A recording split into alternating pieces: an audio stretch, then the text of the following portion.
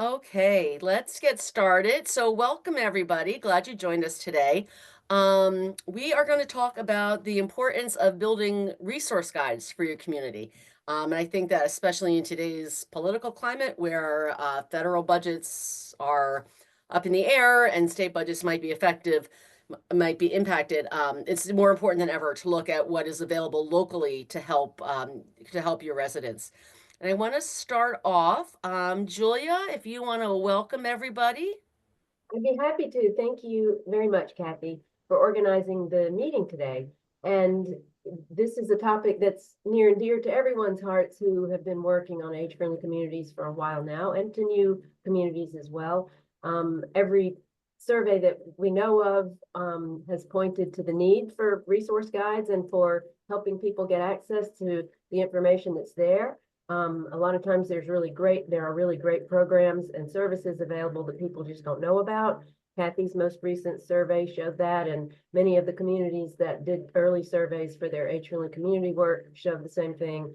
And so the groups that have been able to put together or tap into, for example, a county guide for services have really helped people get access to things they didn't know, services and programs they didn't know existed. So it's super important to communicate that it's available and that people, have someone to reach out to if they need access to a new program or would like to get involved in a social activity in their community. So there's so many things that a guide can include, really important to share with the community. So thank you to everybody who's been working on this for a while and to those who are new to the process. You have a lot of good mentors here. Thanks, Laura and Kristen, for participating and sharing what you've been working on.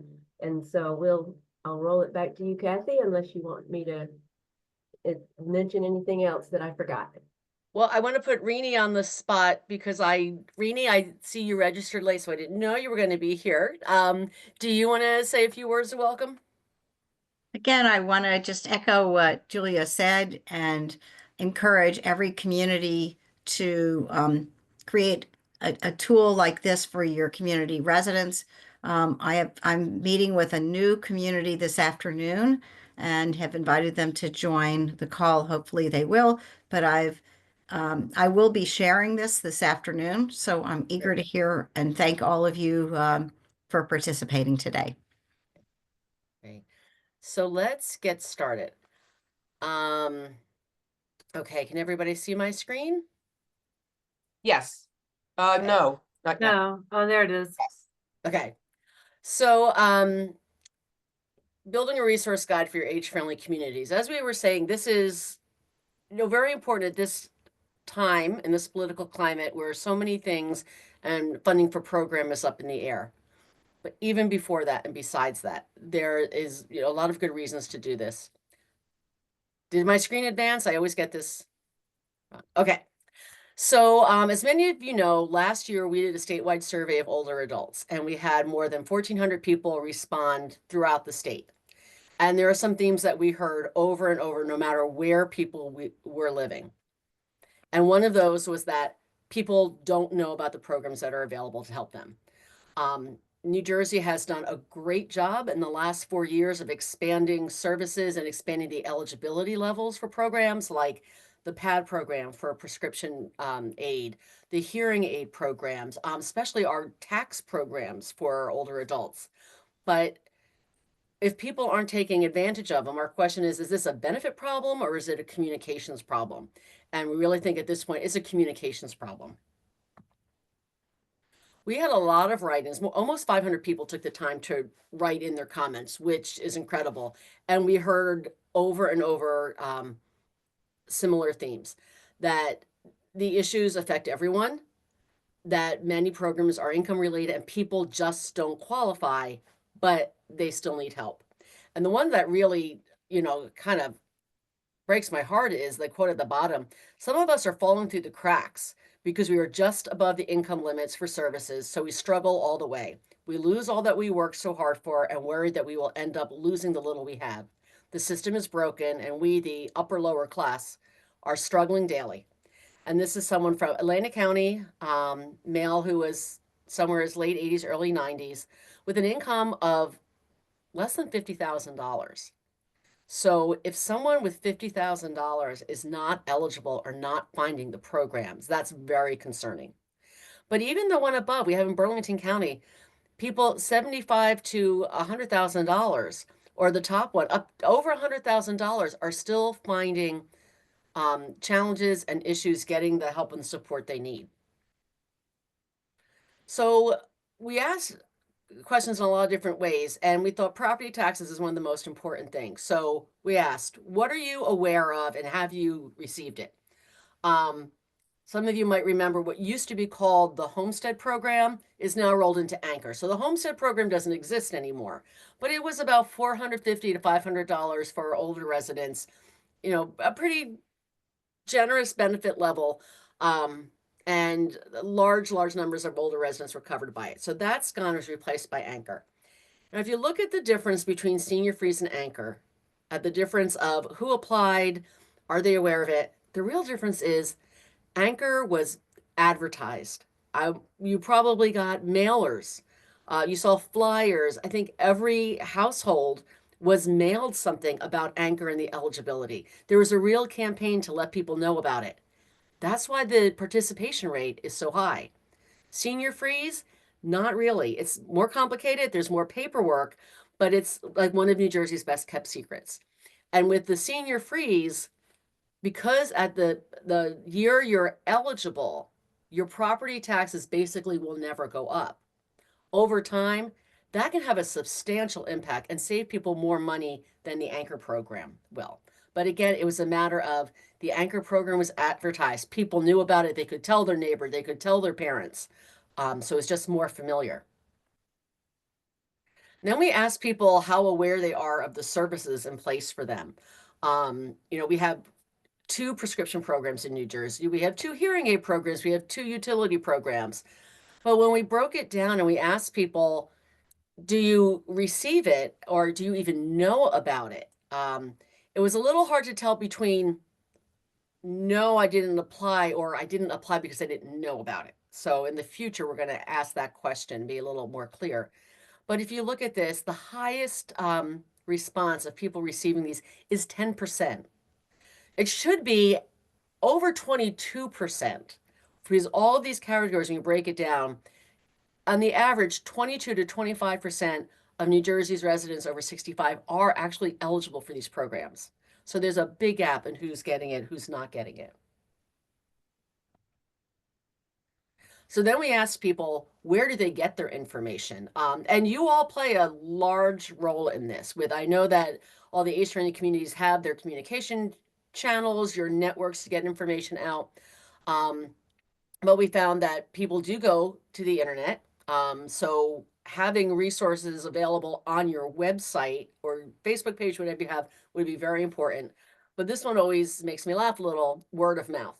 You find the right person with a lot of friends and you will get the information out there. Doctors' offices was a little surprising, but when you think about it, we're warning people about fraud constantly.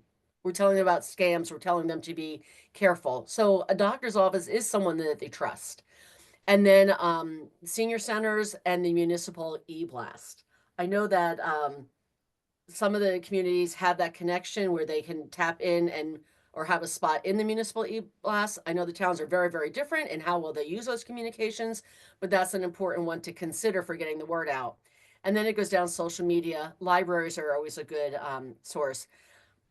When we say newspaper, this was before the Star Ledger went out of print. So, it's available now online. But when we took this survey, people were still getting the Star Ledger. And I know there were at least 2 other community newspapers that have stopped since we took this survey. So, understanding where people get their information from and also recognizing there's a variety of channels. So it's something that you have to work on.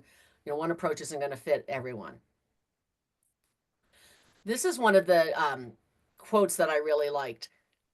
I've had to gather all the info I have acquired by word of mouth from other seniors. There is no one easy place to go find out what's available for different situations of seniors. Somebody from Morris County, income of under $25,000 a year. Clearly, this is someone who needs and is eligible for many programs that can help them age in place. So some of the resources that are easily available, these are the broader ones at the state level. And again, these are all income eligible. So a lot of people in your communities won't be eligible, but it's a starting place. The New Jersey, the Division of Human Resources is the main source of information for older residents. Then when you go on their website, it's broken down to multiple categories. I will put it in the chat or at the end of the slides, but that's something that you should all be able to access, to look at, to share that information or learn more about it. And then I will give you the slides with the live links in it. So New Jersey Division of Aging Services has on their website the links of everything that's available. This is just a snapshot, but the list is really long. There is a lot out there that's not being taken advantage of. And then we also have the county offices on aging. Now, every county has one, but they are set up very differently. But we found out that in our survey that people were just absolutely unaware of it. I think that part of that is because you wouldn't go looking to your county office and until you're in an emergency, you actually need something. So there's a kind of a barrier of familiarity. People don't know it's out there. And again, there's a big range. Some counties are better than others. Some have different needs and resources. When you look at Bergen, where it's a very condensed suburban population compared to Gloucester, where it's rural, different needs in different communities.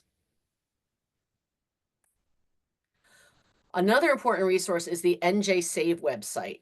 There was a promotional campaign last spring. You may have seen NJAAW posters, billboards up. There were even posters on New Jersey Transit.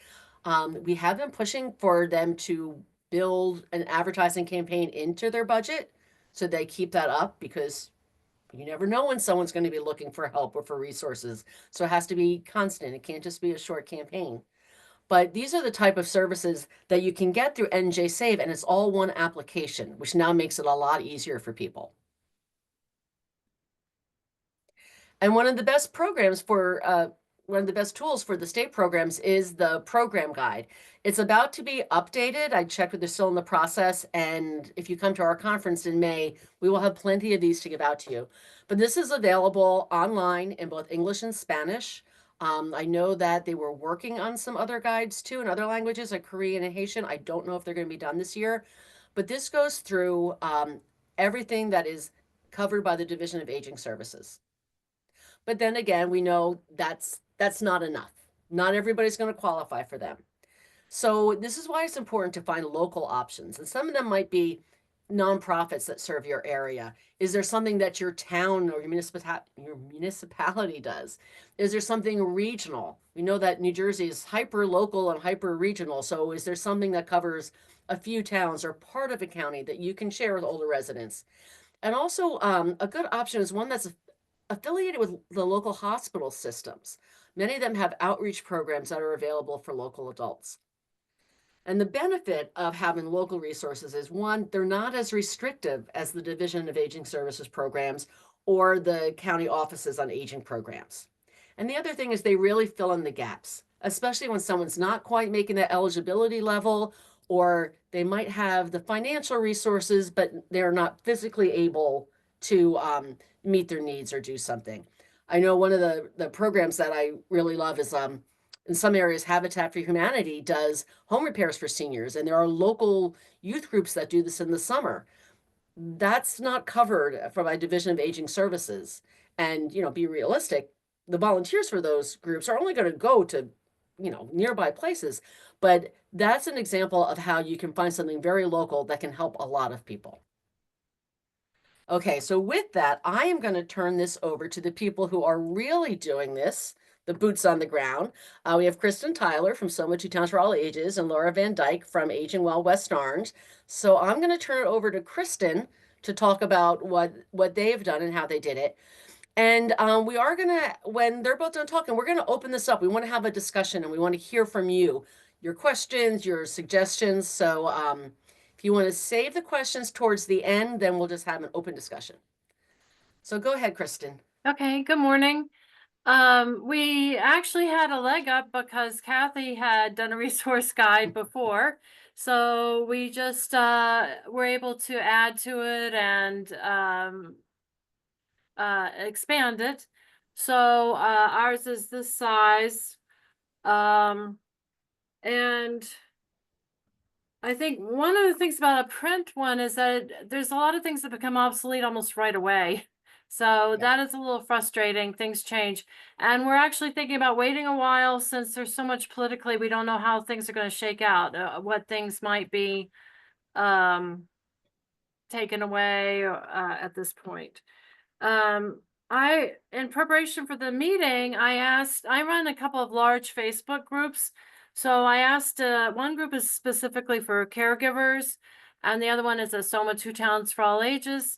And I asked there for feedback on the online version of the resource guide, and I got a lot of good feedback immediately. So I think in the future, I would ask there when we go to prepare the a new one, because we did ask the senior advisory committees and got for Maplewood and South Orange, and we got good feedback, but I got even more feedback from the Facebook group. I think with this population, we do kind of need a print version. We've had people, they're very excited when they get them. They just have a very happy response. So I guess in a way, it's also just good promotion for ourselves, because people are so happy to get them. I Kristen, think is your quote, I'm sorry, is your quote showing now on the screen? yes, yes. Okay. So this was from Facebook, somebody who was a newcomer to New Jersey, and she found the resource guide extremely useful and beneficial, and immediate access to important numbers and information in one place. And she also thought it'd be good for long-term residents and their families. I also think that we would put on the, somewhere on the book a QR code and a link to the website. So if people looked at the book we take them to table events like fairs where we might have a table, or health fairs. So if people didn't want to take the book because of ecological reasons, or they could scan the QR code or go to the website. And I And think something that's important by having that option also is, the adult children or neighbors or friends can find it and tell someone about it. If they're not getting the information, they're unaware, somebody else can share it with them. yeah. And now we only have nonprofit resources. And I think it might be good to add the for-profit. Like if you're looking at home health care, wanting to get an aid into your home, there's only two nonprofit services listed here. And I think it would be good to add the for-profit. But on the other hand, we also don't have ads because to help with the printing, because we don't want to look like we're favoring some Yeah. organizations. For Rainey's asking, has this been shared with houses of worship? I know we have houses of worship listed in our resource guide. And I go to I went to Ethical Culture Society and shared information about housing there. So I could easily, we could drop a few of these off at more places, but that is on our list of places, the houses of worship, different apartment buildings. I have a pretty long list of places I try to share our bi-monthly newsletter and physical things that we have to hand out. And I don't know, I haven't actually compared, but I don't know if anybody uses this book. Let me I stop don't know. sharing so we can see it better. Yeah. The book that gets handed out for free. I haven't Oh, actually. the blue book? Yeah. Okay. Senior blue book. Yeah. Rainey asked, did you save a post on the town website? I think it's only posted on the Soma Two Towns website that we have, which actually right before the meeting, Kathy asked Laura about the cost of having the flip book online. And I was thinking, well, we don't have any cost for that, but I realized that we do pay $450 a year for our Soma Two Towns website. So there is a cost Yeah. to putting it online, but putting it on the town website should be done as well. So that's a very good point. Is there a link on the town website to Soma Two Towns? I think Yes, there is, yeah. yes. But we're also way behind in updating because Amy the person who worked with me knew how to do the website and I haven't learned it yet. And I've been a little bit overwhelmed, but that's next on my list of things to do is learn how to get onto the website and update it. It really does keep your brain cells working, I feel, to be in this job because you have to learn so many new things. Okay. Laura, you want to, Yeah, you want me to share your screen? Share the screen or Um, yet? not quite yet. Okay. I want to just say a couple things first. Thanks, Kirsten. Thank you, Kristen. And thank you in many ways because it was sort of a synchronicity of a moment for us because um, internally here in West Orange, we have monthly meetings with the different departments that address the needs of older adults. So we meet monthly with the library, the rec department, the health department, and I am senior services department. So we sit and we talk about what we're doing and how we can collaborate and what the needs are.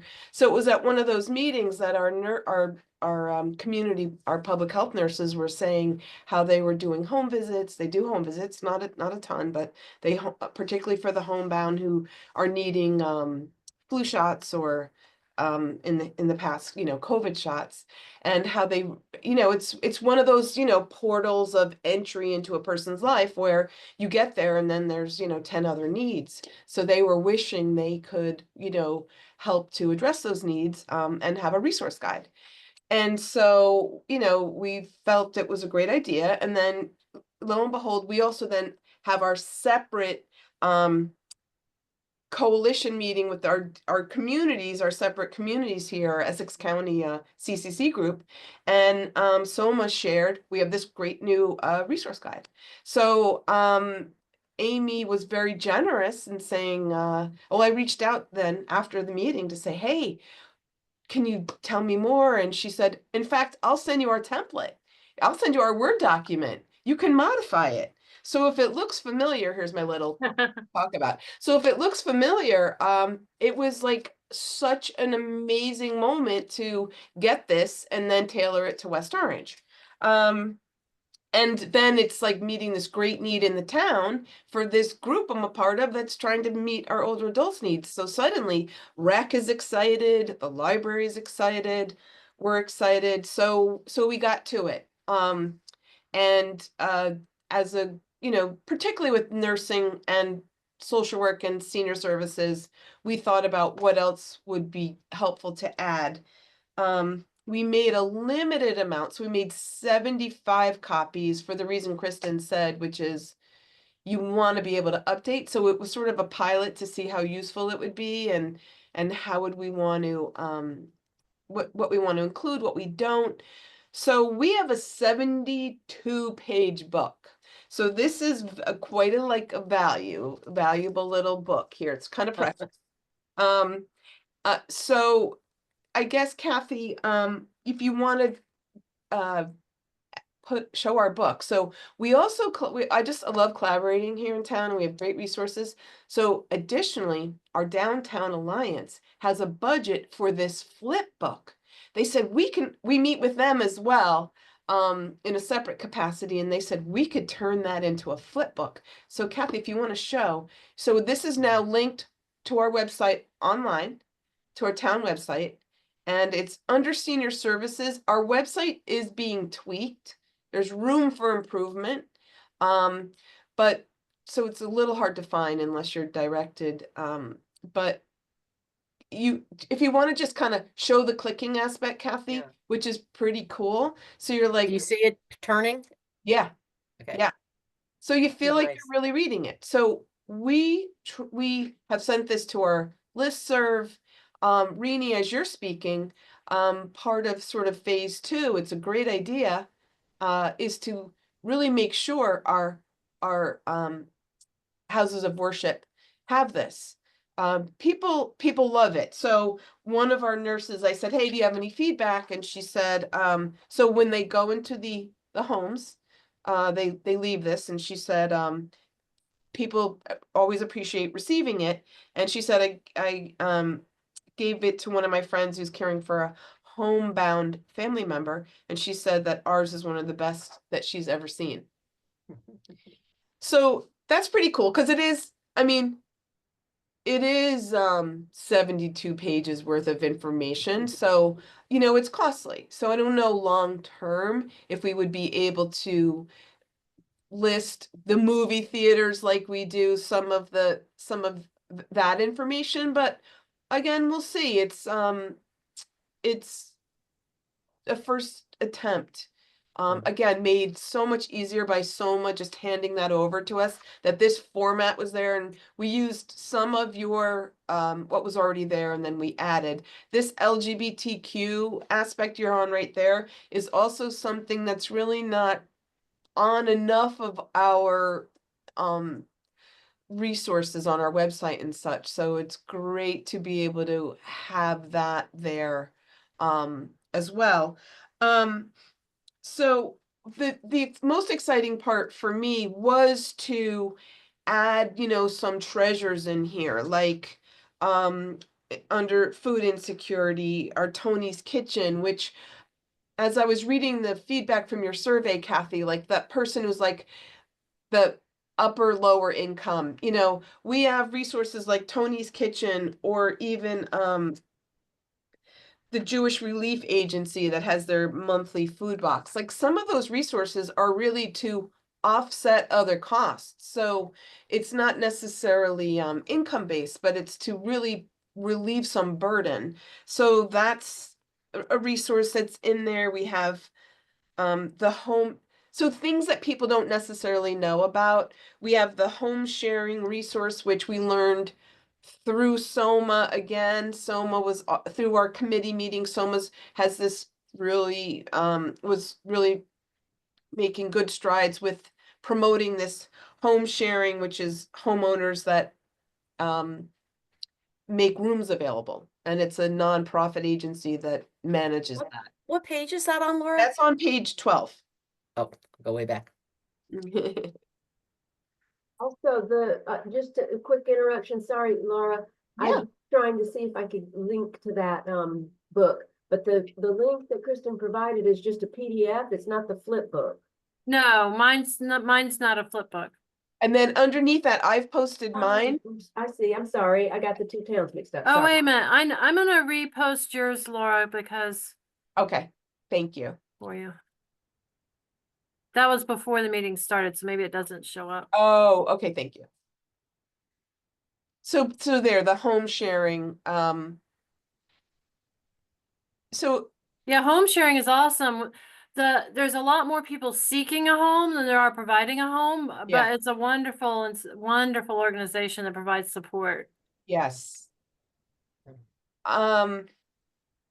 And again, so it's sort of like the amount of information in here, it's not like there's great detail about it. So it's sort of like you're discussing with someone, or they may, you know, you might make the effort to point it out to them, or if they're looking at it, they could then pursue the additional information. Page 14, Kathy. I'm proud of this too, because that's okay. So we, to be fair, listed all assisted livings. We listed all home care agencies in town in West Orange. And when through my work in discharge planning at Kessler, people would say, well, I don't know, what should I ask when I'm looking for short-term rehab or long-term? So I have this list of questions that are just helpful questions that people can ask when you're trying to make their choice. So I've included that in there. So that's a helpful tip that you might not find in another place. Then on page 21, through my work in home care and hospice, again, just not every 21, if you could go one more. not everyone knows some of these end of life resources. So we've included some hospice facilities, and then there's the End of Life Doula Association, which can be just an incredible life-changing support as a family's in crisis trying to send off their loved one. And then this Garden State Threshold Choir is just this fabulous resource where they'll come to your bedside and for 20 minutes sing to your loved one, conscious or not. It's just amazing. So that's another favorite resource to put in there.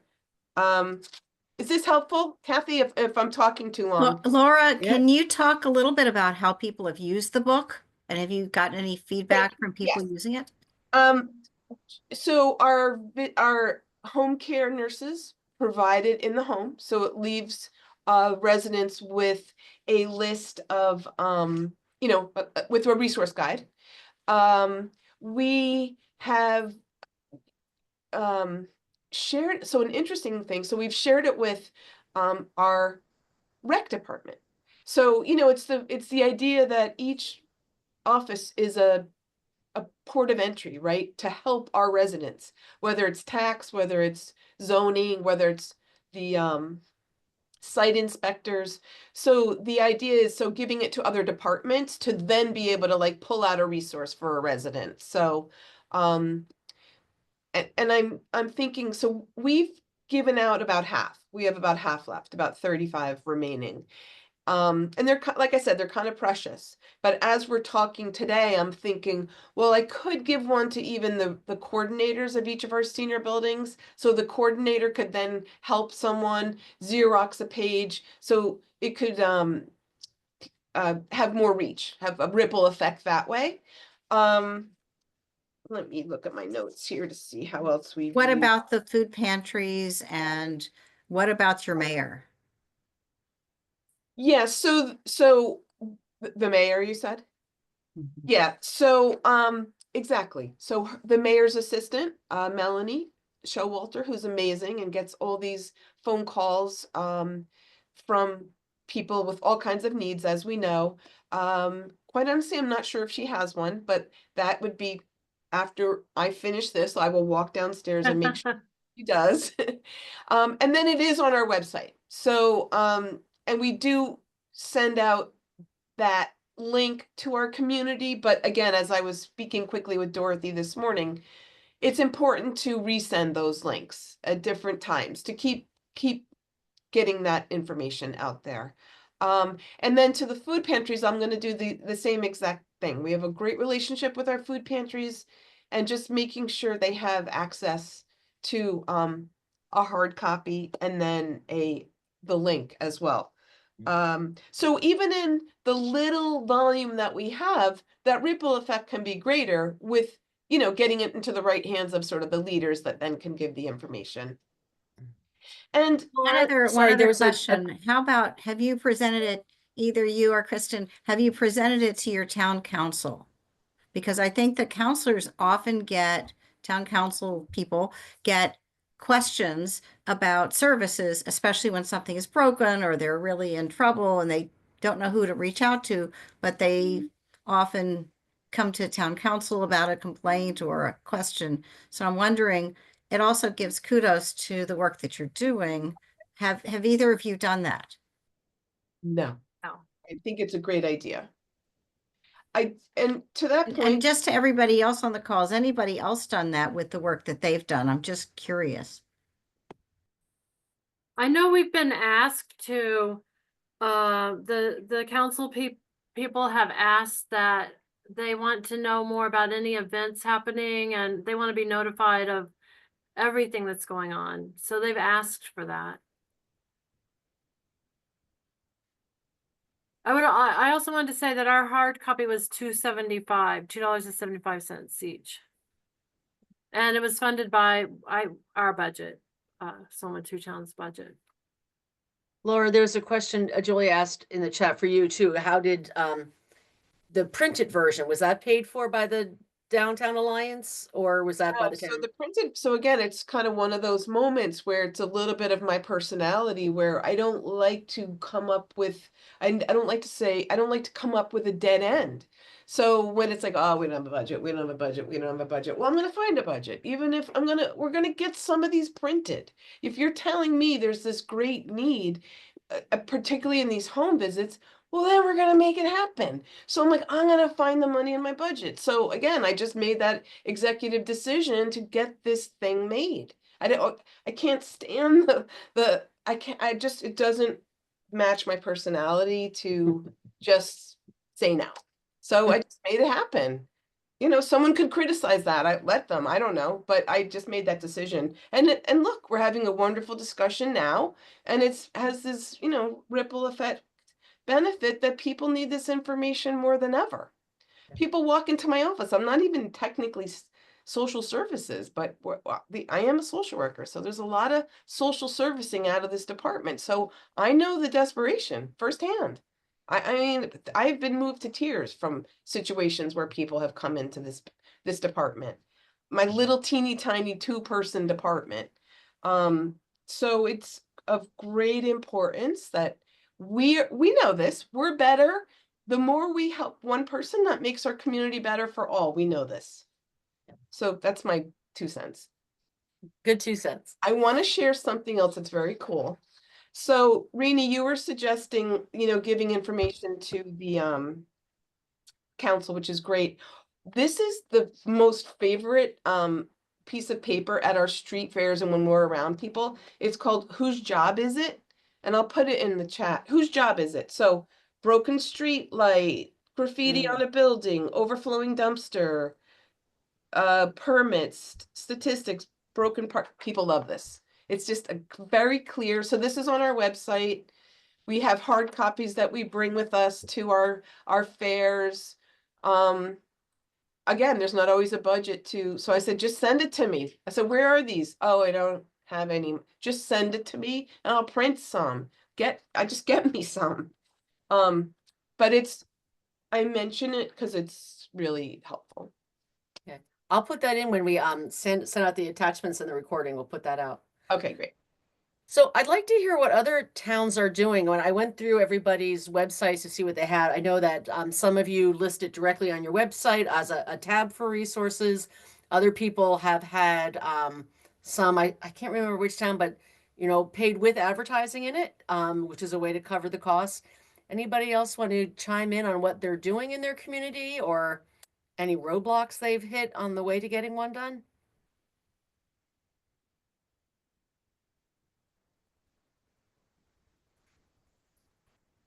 Okay, quiet group today. All right. Does anybody have any other questions or suggestions for this? I think a couple of people came off mute. Maybe they wanted to speak. Sure. Natanya, I see that you're off. Well, Livingston works a little different to all the other towns because we are recreation, Corinne and I. So our health department does all the resources in terms of like benefits and what you can and can't apply for. But we have our recreation guide, which guides people to the library resources, to the health department resources, and that is, we print that seasonally in our department, and it basically gives all the details of what the recreation department's offering, which is extensive. I mean, we offer help, we offer talks from lawyers, from different medical providers and things, and including our social and fitness programs and things like that. But yeah, we found a lot of success with our newsletter. People actually come, they know when it's going to be released, they come and get it. We mailed it out. We're going to do a mailing. We're going to try and do a mailing twice a year to the town, to everyone over 55 and over. We've done it once already, but yeah, so far so good. Natanya, what did you say that you're mailing out? We mail out our newsletter to all adults 55 and over, but not all the time. We want to do it twice a year, just because of cost and things as well. And Natanya, how did you get that list of older adults?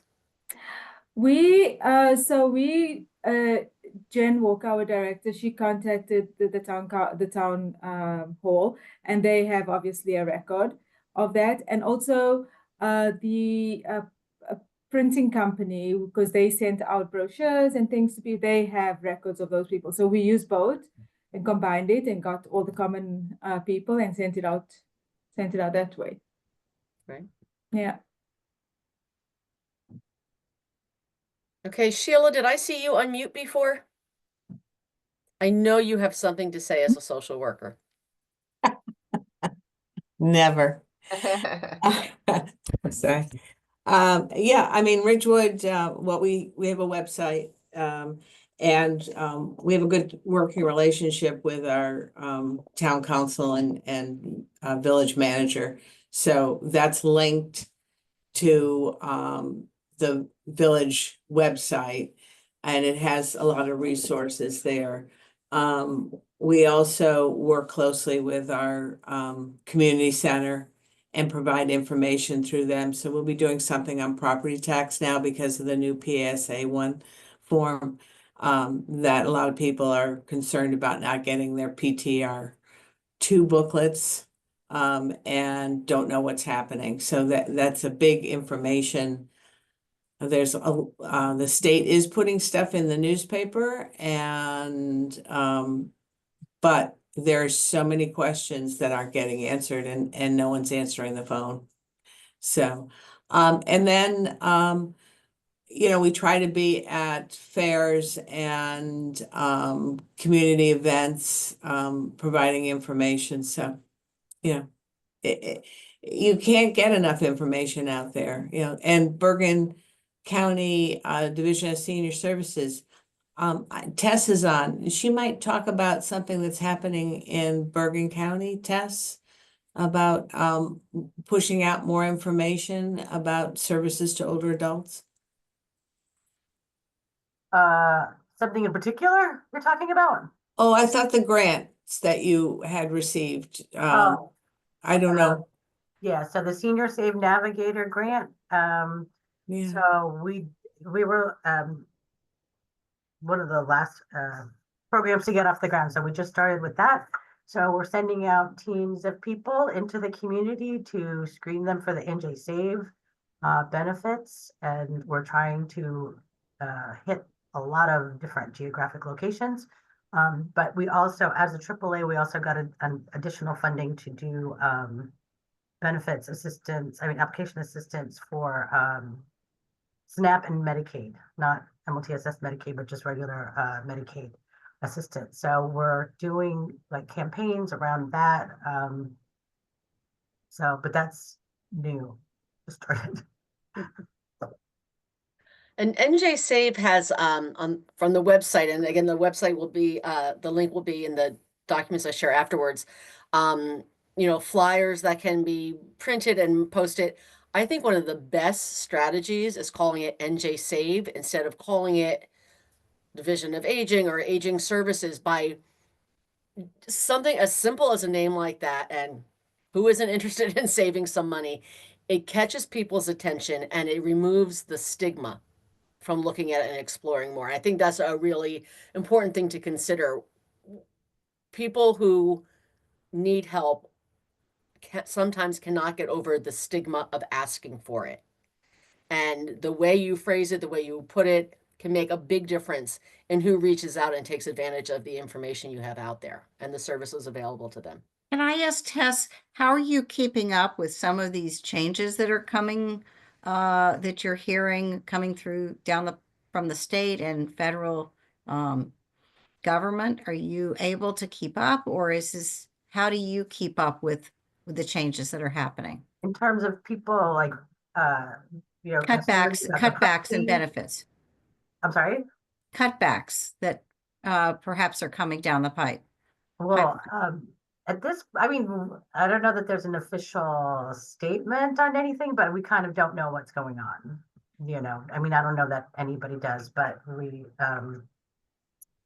But what is the best source of information? How are you getting it? And how can other communities stay tuned in to what's happening? Is there a a source? Is there a website? Is there a um, an individual at the state that sends out newsletters? What's the best way for our communities to know these changes, perhaps, and these benefits so that we can be timely? I I don't have an answer for that, believe it or not. I feel like things are just happening so fast. I think I feel like people can't even keep up with the messaging around it. But also I'm not the director. So if there's communications going on with the AAA directors, then I'm not part of that. But they usually pass it on. But I don't, Yeah. I'm sorry, I don't really know. Does I'll say anybody for- else have an answer of how best you're keeping up and then filtering it and informing people? Or is it still too early? Well, I think Justice and Aging is a great resource for hearing what's going on at the capital level, I'll say, because they are in DC for one thing. A lot of their attorneys are in DC. They're keeping an eye on things really closely and not, trying to alarm anybody unnecessarily, but to just give facts and data and talk about what will happen if we lose this, what will happen if we lose that, so that people can be aware. And I think the best thing about that is it helps all of us keep our mind turned towards collecting stories from people who are on those benefits and who have, meaningful information to share about how important those benefits are. Because right now, I mean, just trying to hold on to what we have is a major goal. And even though we were working towards trying to increase some things, right now we just want to make sure people hear the stories of individuals who are taking part in those programs like SNAP and PAD and all different kinds of Medicaid benefits, so that when it's necessary to present those stories, we have them, in our back pocket ready to go. But yeah, I think Justice and Aging is one of the good sources. There's a few disabilities rights organizations like in New Jersey, Disability Rights, that also keep their finger on the pulse and put out accurate information. And even though nothing has actually changed yet, it probably will start, we probably will start to have more specific changes to share with people. And so I think those are good sources to hear the accurate information. And in addition, depending on how good the communications team is with your elected officials, if you go on your congressperson's website, and especially, Democrat or Republican, they're going to be emphasizing their side on it, but they would have up-to-date information. And I was going to say too, Justice and Aging, Disability Rights New Jersey have been very good. I get like several emails a day from different groups about it, and it's all important, but some groups tend to go for a level of hysteria or excitement and are using that as the fear as a fundraising tool. So their information is geared toward that. So find a trusted resource that works for you. Justice and Aging, Disability Rights New Jersey, and you'll see what else comes through. But if you're getting communications from your congressperson, you can also look on that, sign up for whether it's Mikey Sherrill or Josh Gottheimer, whoever your representative is, and also feel free to approach their office. I even saw in the news there were people at town halls around the country to basically cornering their Congress people and making them pledge not to cut Medicaid. As of last night, when the vote happened for the extreme budget reduction, in theory, Medicaid won't be cut, but that's in theory. Logistically, there's absolutely no way you can cut that much money from the budget without cutting Medicaid. So that's at least what was being pledged last night.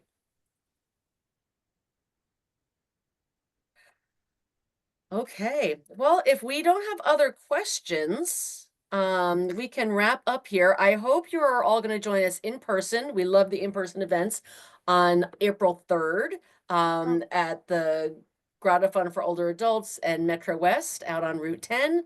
We're going to talk about transportation. We have some great speakers lined up, including NJ Tip, New Jersey Transit, and Easy Ride. Plus, we're going to have tablers so that you can talk to people about bringing some of the transportation information and resources to your community. So it'll be a really great event and a lot of opportunities for networking and connecting with providers of transportation. So if you If have it, you I'll want, send if out you a want to reminder bring to you. partner other towns, if you want to bring other groups, we just ask that you please register on the website.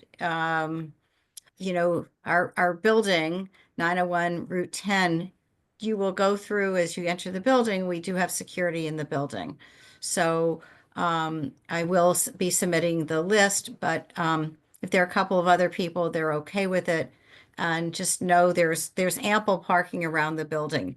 Yeah. In the back of the building is an assisted living facility.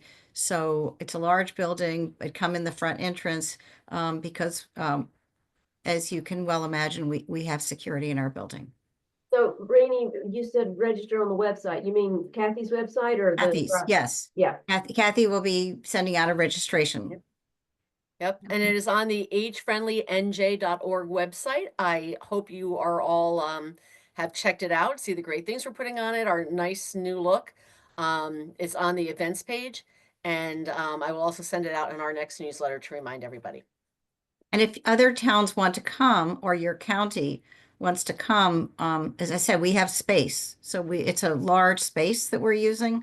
So just as I said, just let us know so we can have, you know, we're a Jewish organization. We want to make sure there's food.